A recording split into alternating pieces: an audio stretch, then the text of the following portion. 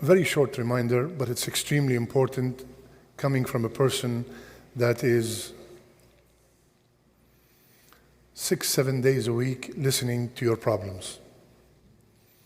And I'm here to help as much as I can. But this is something that we all have to hear.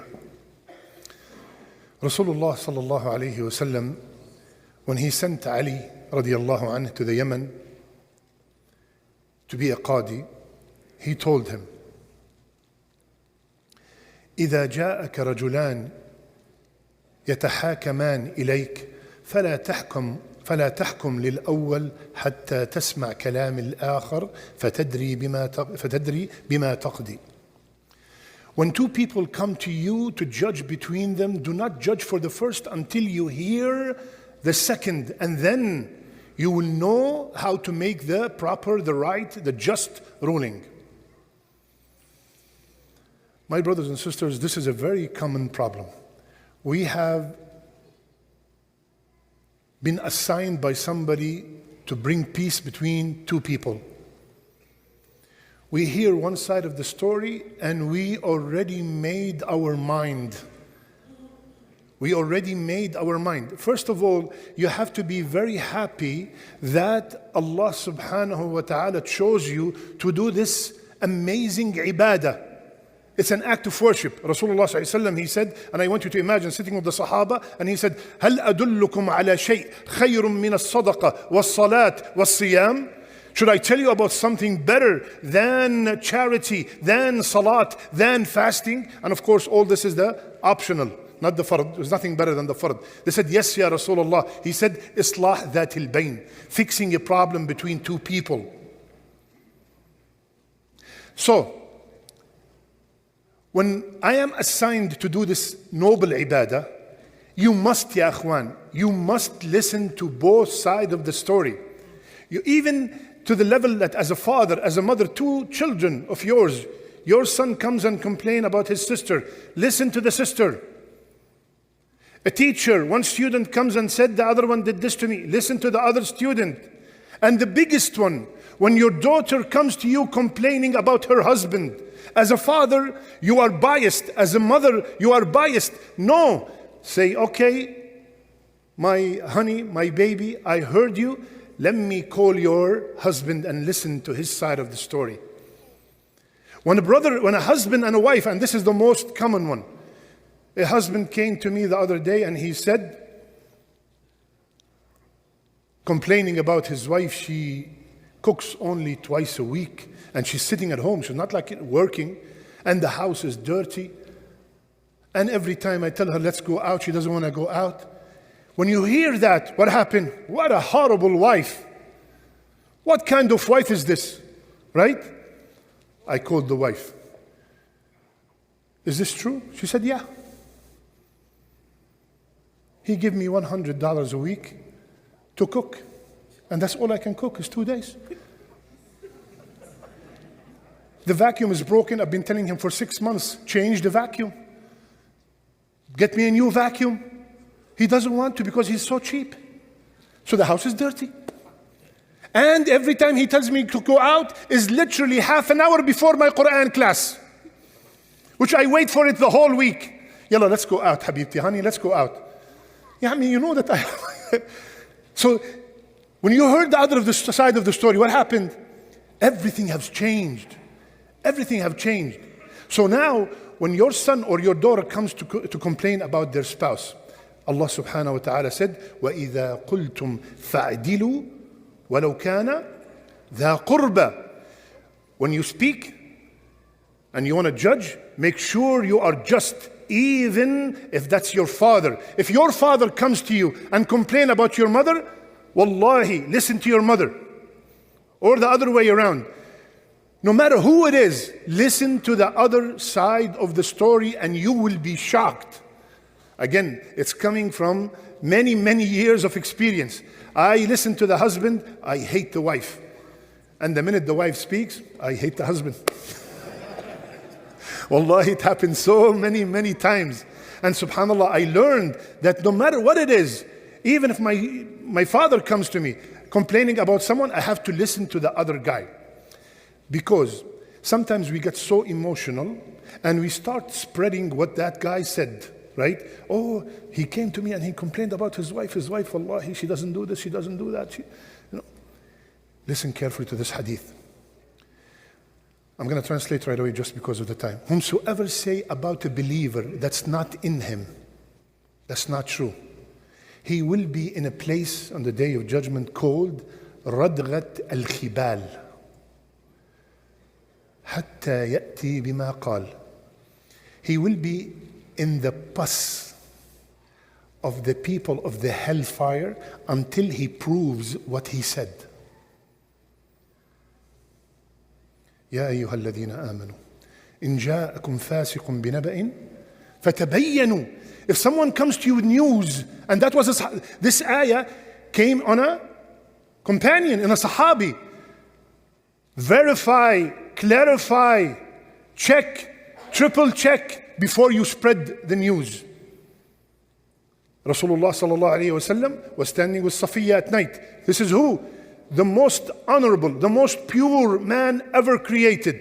Two men from the Ansar passed by. And when they saw him with a woman at night, there's no lights, very dark, they immediately start going fast. He said, come back here. Innaha Safiya. They said, Ya Rasulullah, you think we're doubting you? He said, maybe the shaitan, he goes in the blood.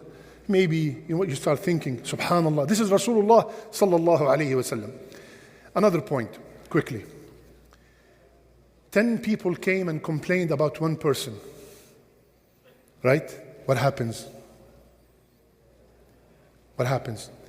Is it possible that they are all wrong?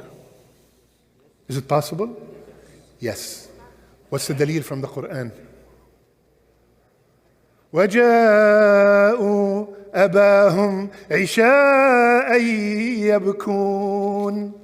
The brothers of Yusuf, they all came crying. Look, we lost Yusuf. Was Yusuf right? They all fake. So it doesn't matter. Listen to the truth. Because when you listen from one guy, you listen to half the truth. When you listen to one person, you listened to half the truth. And as a Muslim, as a believer, and you want to really do this honorable job of fixing a problem between two people, then you must listen to both sides of the story. If you feel you do not have time to listen to both, then tell them from the beginning. Last point. When I want to listen to, let's say, two brothers that are fighting and arguing, and they came and they want me to settle between them. It is dhulm. It is dhulm to give this guy 15 minutes and this guy 1 hour. You give this guy 15 minutes, you give this guy 15 minutes. You don't listen to this guy spread everything he has, and the other guy, khalas, yalla, stop, I heard it. No. You want to be just, you will be accountable in front of Allah Azza wa Jal.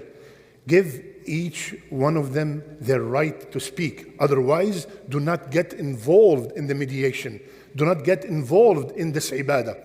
Ya akhwan, why am I saying this? Because wallahi, many people, they already, subhanallah, they already make a judgment about that person because of something they heard. They never verified. And they made the judgment about this guy. Oh, this guy, stay away from him. Why? Because I heard. Nothing he knows, nothing he's seen. I heard. People are saying, and we spoke about that last week. People are saying, be very careful. Wallahi, that hadith that I mentioned, a person will be in the hellfire until he proves. You know what does that mean? It's an exaggeration. What is he going to prove? He's in the hellfire. He's not going to prove anything. He's done, he's there. So be careful. You get a message in a group. Oh, be careful with this guy. He's this, he's that. What's your dalil, Habib? Be very careful to forward that message. Someone came and told you this person said this about you. Don't get furious. Call the brother. Brother, is this true? I heard that you said this about me. Is that true? Confirm before you create a disconnect between someone that could have been probably the only one who would save you when you really need them. May Allah make us people who listen and apply. May Allah improve our akhlaq. And subhanAllah, and another thing, ya akhwan, I noticed something, that when it comes to the rituals, when it comes to the ibadat, when it comes to the acts of worship, Allahu Akbar, Allahu Akbar. Salat, siyam, sadaqat, tahajjud, qiyam, Quran, dua, hifz, you name it. But when it comes to akhlaq, inna lillah wa inna ilayhi raji'un. 5 days in the masjid. 5 times a day in the masjid. Sadaqat every day. And then he goes and he spread rumors against his brother without confirming. Subhanallah. What did all these ibadat do to you? These ibadat is supposed to upgrade me. These ibadat are supposed to, when I hear someone, like subhanallah, like the story I mentioned about Ibn Mas'ud radiyallahu anhu. A man came and stole his money and ran away, right? He ran away with the money. So the people next to him, they start saying, قَاتَلَهُ اللَّهُ لَعَنَهُ اللَّهُ, may Allah curse him. Ibn Mas'ud, what did he say? He said, Ya Allah, Ya Allah, if he needed this money, put barakah in it. And if he did it as a theft, as a sin, make it his last sin. This is where the ibadat that we do, this is where it's supposed to get us. Otherwise, the normal action is to curse him back, is to yell and scream. This is very normal. Don't think that you're a... No, this is the natural reaction. The behavior of the mu'min is different. It's different. And this is why we are here, the people who are here, the people who are watching us, you have been selected to hear these words, ya akhwan. You should be different than anybody who does not come to the masajid. You should be on a different level. Because Allah subhanahu wa ta'ala blessed us to be able to speak and to hear. Many people are deprived from these blessings.